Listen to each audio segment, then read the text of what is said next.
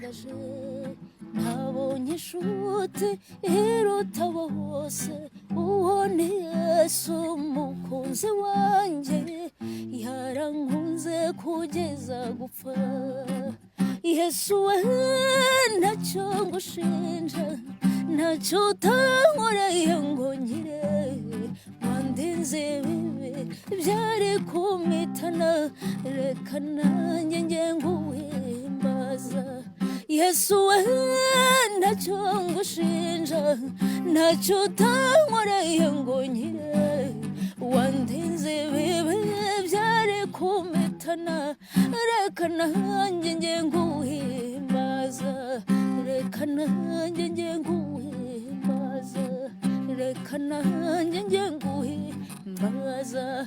reka nanjye njye nguhimbaza